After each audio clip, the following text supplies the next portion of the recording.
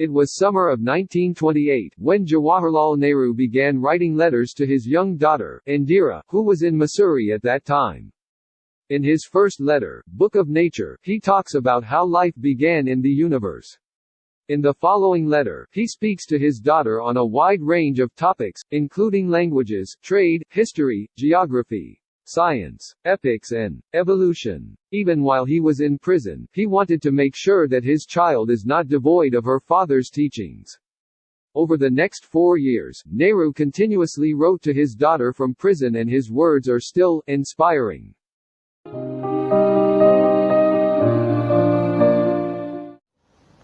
My dear Indira, on your birthday you have been in the habit of receiving presents and good wishes.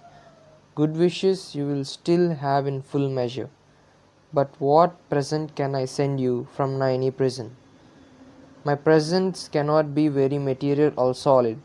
They can be of mind and spirit, things that even the high walls of prison cannot stop. You know, sweetheart, how I dislike sermonizing and doling out good advice. I have always thought that the best way to find out what is right and what is not right, what should be done and what should not be done, is nothing by giving a sermon, but talking and discussing. And out of discussion, sometimes a little bit of truth comes out. I have liked my talks with you, and we have discussed many things. But the world is wide, and beyond the wide lie another wonderful and mysterious worlds. None of us need ever be bored or imagine that we have learned everything worth learning and become very wise. But what am I to do then? A letter can hardly take the place of a talk. At the best, it is one-sided affair. Imagine that I have made a suggestion to you for you to think over, as if we really were having a talk. In history, we read of great periods in the life of nations, of great men and women. Do you remember how fascinated you were when you first read the story of Jane d'Arc, and how your ambition was to be something like her? Ordinary men and women are not usually heroic. They think of their bread and butter, of the children, of their household worries and the like. But a time comes when a whole people become interested in a great cause.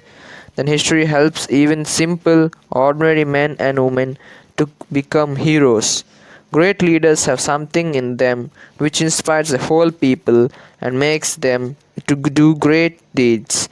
In India, a great leader full of love for all who suffers and eager to help them has inspired our people to great actions and noble sacrifice. He has helped to make the starving, the poor and the oppressed free and happy. I regard myself as a soldier, though a soldier of peace. Moi, je me considère comme un soldat, quand même, un soldat de la paix. I know the value of discipline and truth. Je sais très bien la valeur de la discipline et de la vérité. I must ask you to believe me when I say that I have never made a statement of this description, that the masses of India, if it became necessary, would resort to violence. En attendant, laissez-moi vous dire que je n'ai jamais dit que les masses de l'Inde, si c'était nécessaire, recourraient à la violence. I regard myself as incapable in my lucid moments of making a statement of this character. It is complete independence that we want. Bapuji is in prison, but the magic of his message had stolen the hearts of India's millions. Men and women and even little children come out of their little shells and become India's soldiers of freedom. In India today we are making history, and you and I are fortunate to see this happening before our eyes and to take part ourselves in this great drama. What part shall we play in it? If we are to be the India's soldier, we have to respect India's honor, and that honor is a sacred trust. It is no easy matter to decide what is right and what is not. One little test I shall ask you to apply whenever you are in doubt. Never do anything in secret or anything that you would wish to hide. You know that in our great freedom movement under Bapuji's leadership, There is no room for secrecy or hiding. We have nothing to hide. We are not afraid of what we do or what we say. We work in the sun and in the light. Even so, in our private lives, let us make friends with the sun and work in the light, and do nothing secretly. And if you do so, my dear, you will grow up a child of the light, and unafraid and serene, and unruffled whatever may happen.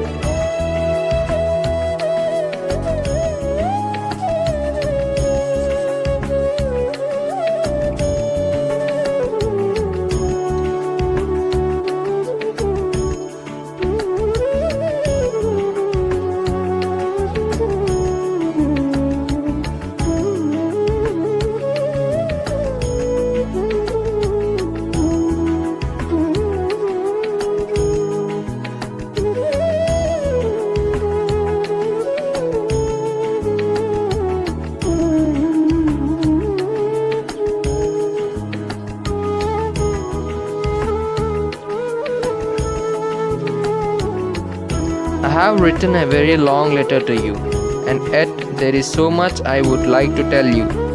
How can a letter contain it? Goodbye, little one, and you grow up into a brave soldier in India's service. With all my love and good wishes, your loving father, Jawaharlal Nehru.